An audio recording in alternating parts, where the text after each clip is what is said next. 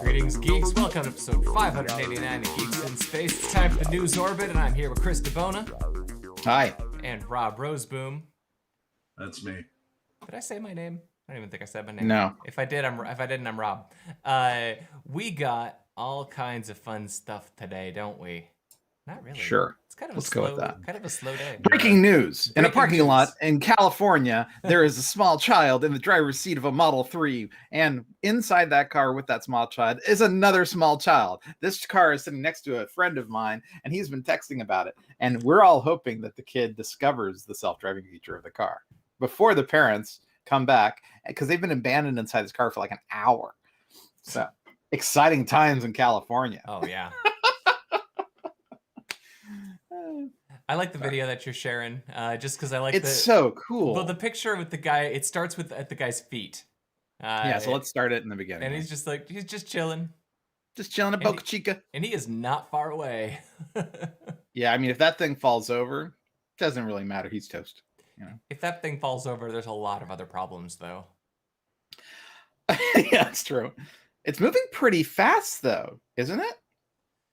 I mean, those things, that's like a walking speed. No. But those crawlers, they don't move fast. I know, but right? Fast is relative when you're, the size of a skyscraper. A slow walk is pretty fast for a skyscraper. No. I don't want it to go fast. I don't want them to hit a bump and then don't, Yeah.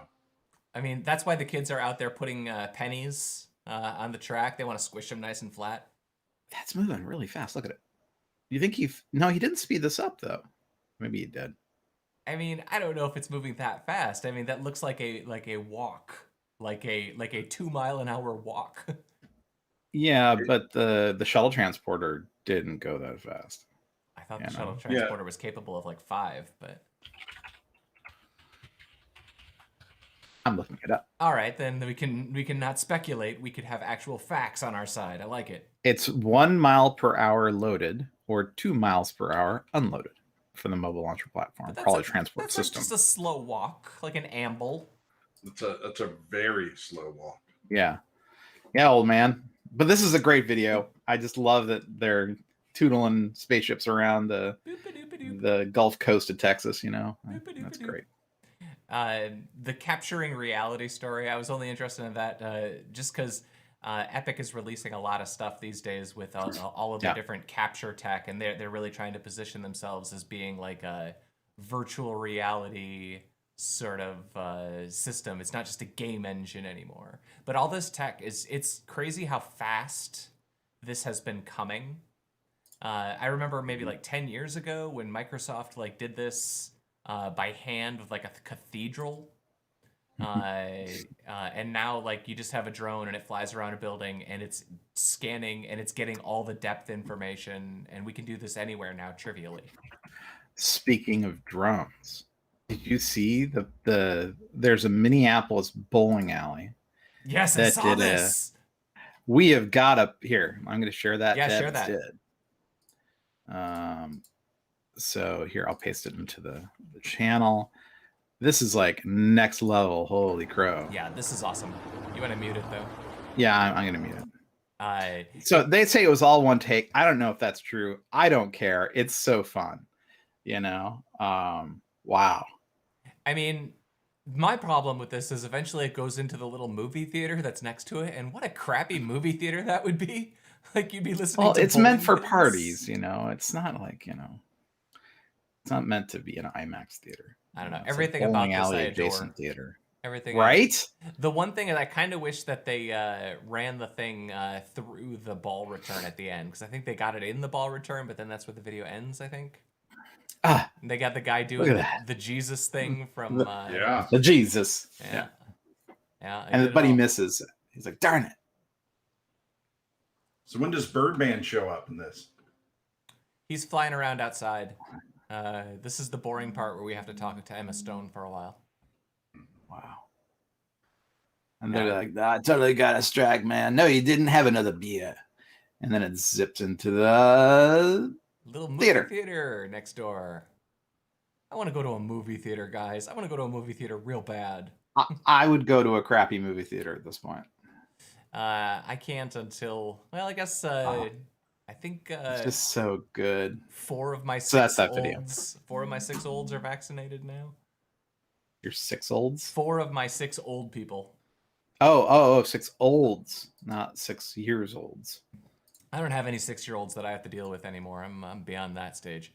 That's a cool video. Yeah, it is. The Sorry, I didn't mean to distract. Whatever. From the plan. Oh yeah, the plan is so critical. Anyway, the Epic has a thing too, like a face scan thing that uses the laser sensors or whatever on the iPhone, and it does a visual capture of your face. Yeah. And you can export the meshes for that too. There's a bunch of apps out now that'll do pretty damn effective motion capture, like just from regular footage. Like we're pretty dang close to you being able to like take your phone, walk through a cave, record the 3D model of the cave, and have a 3D environment that somebody can walk through, and not like game studio level, like dude in backyard level. Yeah, I mean, it's because we've talked about like how people have all the resources of Star Wars in 1979 now just at their fingertips. Yeah. And it's really true. It's funny because there's actually on the motion cap side of things, there's a free library of motion cap movements that you can just drop into any standard rigged animation figure. It's kind of great. So that's where a lot of these emotes have been coming from, is from that being basically open sourced. I'm trying to find it. Do you remember the name of it, Rob? Other Rob? Kat and I, speaking of just extraordinary animation, and on the other end of this, Kat and I just watched Raya and the Last Dragon. How was it? It's okay. My standard Malda caveat applies. I love Disney movies. I love epic cartoons. My only complaint is I kind of wish there was a couple of musical numbers because I like my Disney movies to have singing. But I thought the movie was really quite good, really good, and the animation, it was it's as good. That is as good as animation gets for cartoon characters without aiming for photorealism. That's just as good as it gets, and it was the way that those characters emoted, the subtle eye movements and everything. It's just state of the art and just really glorious. Now we're a long ways away from being able to do anything close to that in the backyard, but I feel like we're at the point now where, like, I don't know, 10 years ago it started being possible for you to put really crappy special effects in your home movies. Like 5 years ago, you started being able to put like professional quality effects in your home movies. I feel like we're kind of at the same point for virtual reality games. 20 years ago, you needed to be Blizzard in order to build a 3D world to let people run around inside of their 3D world. But like, now any jerks can do it. Well, we're just a few years away from not just any world. I mean, like taking your phone and walking through your house, capturing your living room in 3D space, and being able to present that into a virtual world that you then populate with animated things that are like your own face that you just capture, not with specialized hardware. We're at the same transition with that stuff now as we were in 2004, 2005 when we started having cameras on our phones. Mm-hmm. I don't know. I'm excited about that. It's Mixamo, in case you're wondering. Mixamo? Let me log in this thing, and then I'll tell you. Man, I want to figure out something fun to do with this. I just haven't figured out what. I wish one of my kids would have like a school project so I'd have an excuse to play with it. That would be for your child to do that. You're not supposed to do their homework for them. What? No. I mean, I was the one that had to memorize all the digits of pi. Okay, what do you want me to find? Swimming? Okay, swimming. There. Sure. But what's funny is that these are going to be the equivalent of emoticons, because in some number of years, And you can do this to a crappy extent now. You could just set your phone on a little tripod, point it at yourself, jump around in front of it, and software will just build the 3D model for you, and it'll be your custom action. And with the sensors that they've got now with the depth sensing cameras, it can be your performance on the face. I mean, I know it's not going to replace the blockbuster film, like filming in a big room, a big volume in Atlanta, but I mean, we're going to see some really amazing art real soon. Yep. What's really cool about this, you can also choose different characters, and then so you can grab Michelle here, and then you can go and you can say, how about you give me a I don't know, let's go with some other combat stuff. Mutant Punch.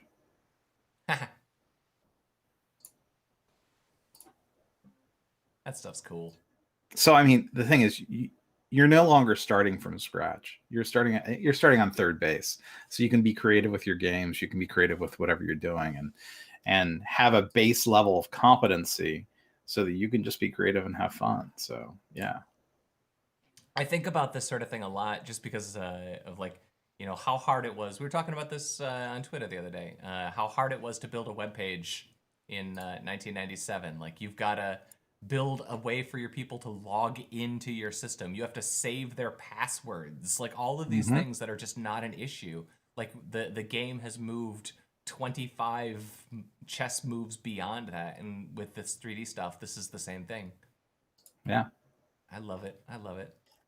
So I could just watch these all day. You know, they're so much fun. Well, all right. While you're getting distracted, you could allow your car to drive with its level 2 driving assistance, and then you just won't be actually paying attention, which is what's actually happening. Duh. Yes. Here we go. Drivers new to level 2 driving assistance have a lower awareness of on-road events. Shocked. Like... the self-driving car, and you're not paying attention to the road. No. Shocked. Is this for real? Yeah. Also, water wet. Yeah.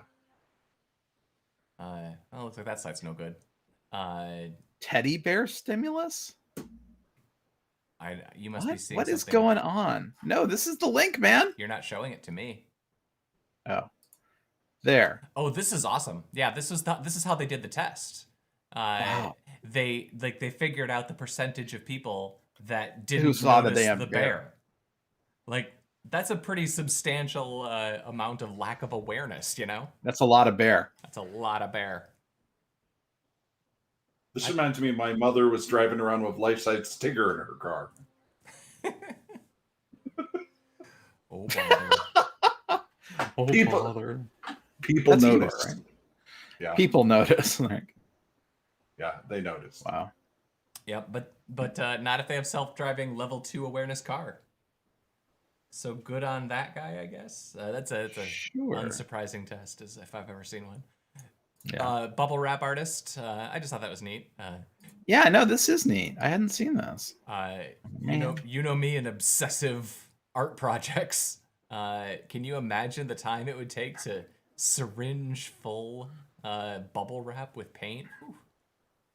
I don't mean to seem rude, but was it the big bubble wrap or the small bubble wrap? I want to know just how impressed I should be here.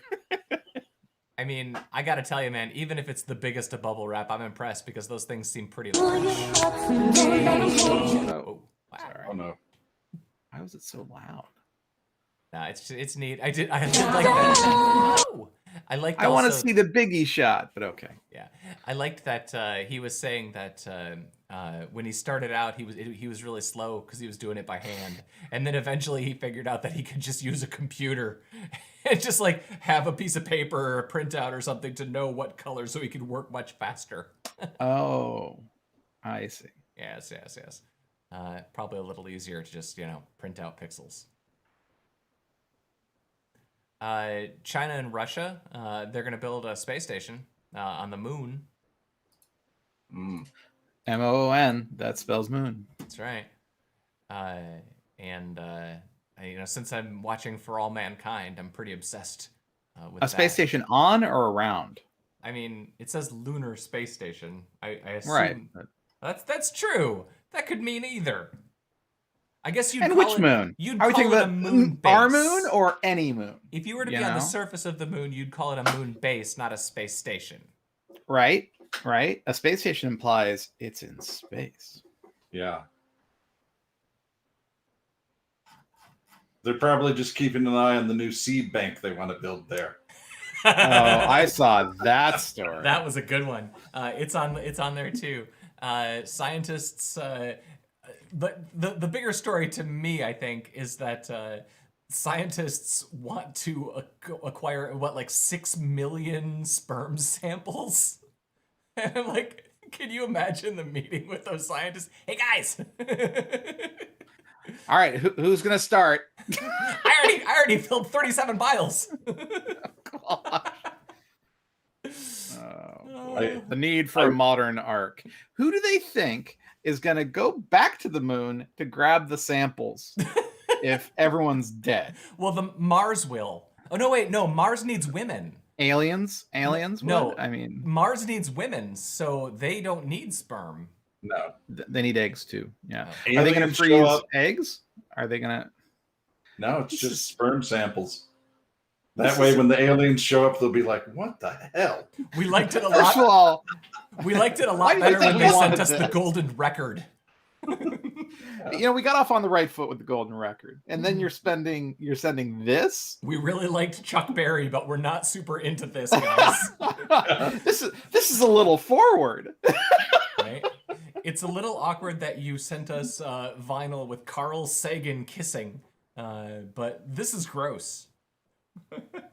And they couldn't. They're probably not going to be able to use words, right? They want to put some sort of design so that you can just figure out what it is, right? What is that emoji? Right. Eggplant. Yeah. Yep. So. This is gonna work out. And they're like, give us at least a second date. Come on. Dude, you don't have time for a second date. You have 6.7 million samples to go through. I don't know. That's going to take time. And you're a game collection, completionist, aren't you, Rob? Oh, absolutely. Got to collect every bobblehead, every sample. Spend weeks in character just going through samples. I'll have to make a spreadsheet. Oh. 6.7 million row spreadsheet. Well, okay, so let me ask you something. If they're going to go to 6.7 million, shouldn't they go with full whole hog and get 7.5 billion samples of eggs and sperm? Everybody should be backed up, right? Well, I don't know if this is you're not really backing up. And there's certainly not going to be backed up with that many samples on the moon, Chris. I see what you did there. You'll be so tired. You guys got to make the quota. We got to get more people. We have to get more people. This is unsustainable. I really tried my best. We knew this was ambitious, but we've only got the 20 of us. And half the population doesn't get to help. Can I tell you, I'm wondering how many falcons you need to carry that weight of genetic material. Probably not that many. I'm like, no, I think it's more than, 7.9 billion. No, 6.7 million. I mean, you only need like a milliliter per, right? I mean, you can fit a lot. See, I'm just not going to go down this road. I just, because you'll start Googling for, volumes, weights, and measures of things that will forever make your ad retargeting weird. Don't worry, we can use incognito mode as the courts are clearly ruling nobody's looking at that. Cough. Yeah. The data center fire that you shared, I don't know what so OVH is France's big deal, right? They are, they have a lot of data centers, and so if you're going to do something in France in cloud, you're going to probably talk to OVH. They're our partner, Google's partner on Anthos, and these other cloud products. Long and short of it is, one of their data centers caught on fire, and they were unable to put it out. And the message they sent to their customer was, "Activate your backup strategies immediately." And it's like, it's honest. well, yeah. You saw my comment. I immediately said it was probably ball lightning. Yeah, and then I responded by the actor who played Ball in Stargate recently died, actually. You did, and that was an accident. That was a lot sadder than making fun of a guy that we knew one time. Yeah, that's true. Yeah, he was only 58 too. Yeah, it was like a sports injury. What was it that killed him? I'm trying to remember. Maybe he was trying to lift the 71,650 pounds of sample weight. I figured it out. You figured it out. Wait, so how much was it? 71,650 pounds. That's a lot. Oh, that's not that much though. I mean, 70. So that's 32 tons. That could be lifted by a single launcher. Yeah, maybe two. That's a couple of Saturns. No, the Saturn lifted how much? I don't think we use the Saturn for this yet, Chris. Trying to remember. How much could a Saturn V lift? 310,000 pound lift capacity. So there we go. Also, for our most pedantic listeners, this is a rough estimate. Right? I didn't go that far down the rabbit hole. Like, you didn't take real world samples and measures right now. Like, it depended on their hydration level. If they had some pineapple juice, Yeah. Right. Yep. Gonna put on my hold music while I go collect the sample. Dun, dun, dun. Oh dear God. All right. The Rick and Morty vape pens thing was actually kind of funny, but I actually thought it was funnier because if you look at it, it wasn't just Rick and Morty vape pens that were confiscated. It was basically they Like used WandaVision ones? the exact same design, but like there's a Simpsons one. Yeah. And there's like, so it's just like they took the same crappy silhouette and like put different crappy like pairings of cartoon characters on them and tried to sell them as vape pens. You can share that tab with us. There you go. Yeah, there you go. So there's the Dragon Ball Z one. Like, it's Rick and Yoda? Morty, but no, that's not Piccolo, the little one. Oh. Sorry, I'm not the little Piccolo. Dragon Ball Z person. Yeah, I'm loading the other pictures here in the background. Oh my goodness. But yeah, they got confiscated. Copyright violation, although I got to tell you, in this particular case, copyright for who? Yeah, it's so confusing. I guess everything's owned by Disney now, right? So yeah. That's true. There's no IP not left yet owned by Disney or... God, they have everything in Fox too, man. They have everything. I guess everything that's not CBS All Access Paramount Plus. Oh gosh, Paramount Plus replaced CBS All Access, right? Yes. And what about Blumper? Did Blumper get pulled into the Paramount side of things or the Disney side? Blumper is still standalone. You will always have to subscribe to it independently. It's in their charter. Okay, so they're kind of like Letterboxd or Criterion. They have their own thing. There you go, Letterboxd. For true enthusiasts, true Blumper enthusiasts know to go to Blumper. Well, I got Blumper Pro. You got Blumper Pro? Yeah, that allows. Yeah, I got that allows 720p. Blumper Pro Plus Elite. Oh, see, so you can actually get 480p then. Well, actually, it's a full analog signal for my old CRT. I mean, I got to be honest with you. Authenticity really matters. Yes. To be honest with you, Blumper Silver has always been enough for me. Yeah, but that's 4K. You don't really want to watch Blumper in 4K. The HDR Dolby Vision just makes it worse. I don't know. Pan and scan Blumpers, OG enough for me. Yeah. No, I like the idea that every tier just gets you worse quality. It just steps you back further in time. Like eventually it's just they're mailing you VHS tapes, but they're copies of VHS tapes made in somebody's old VCR. And you have to rewind them.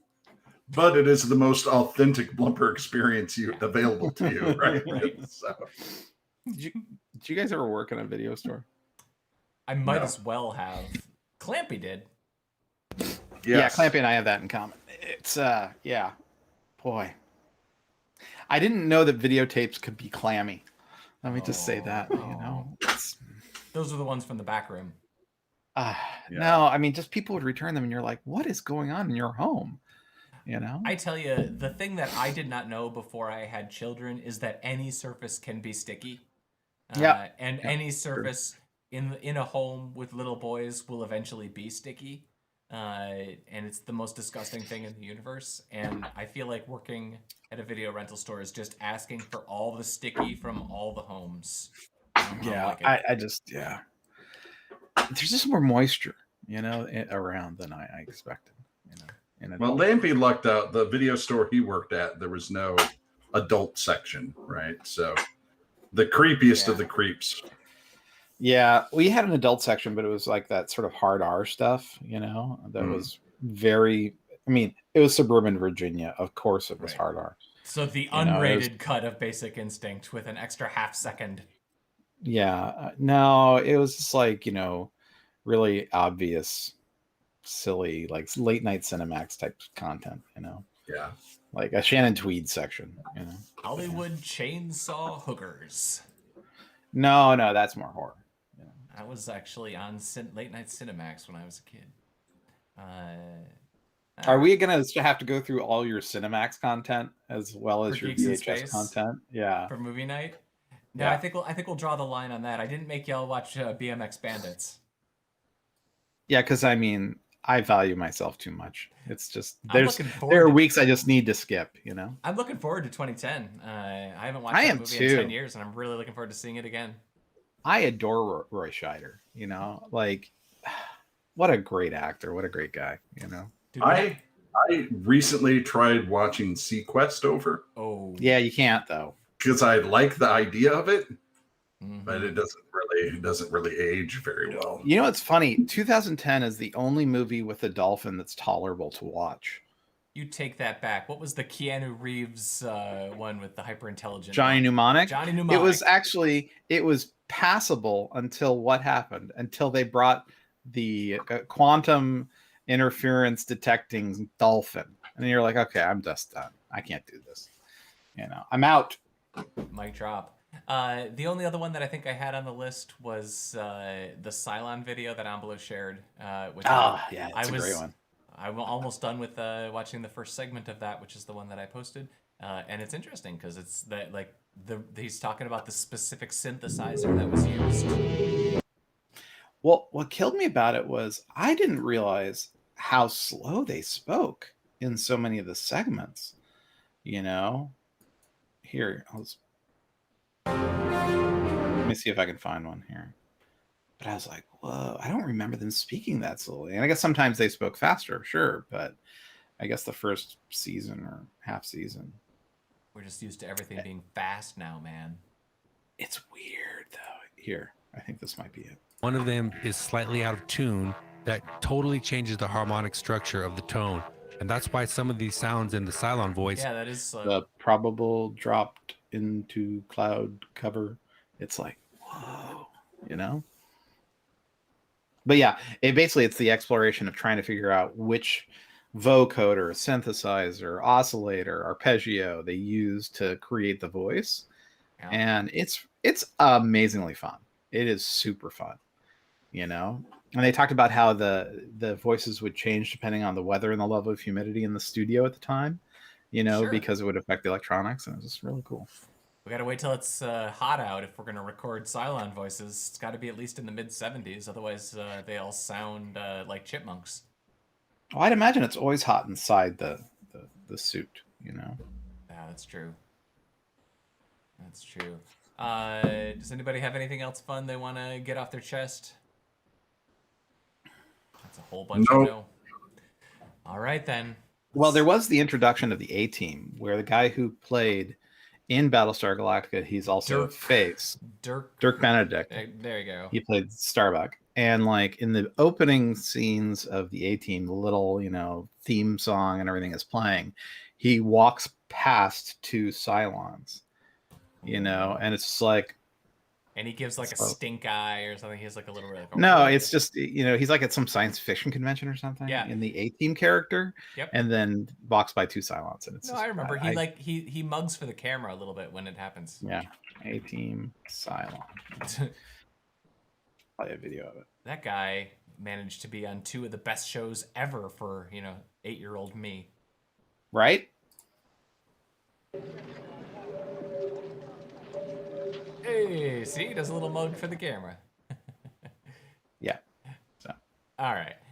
Good times. Good times. Goodbye, Chris DeBona. Goodbye, Rob Maldo. Goodbye, Rob Roseboom.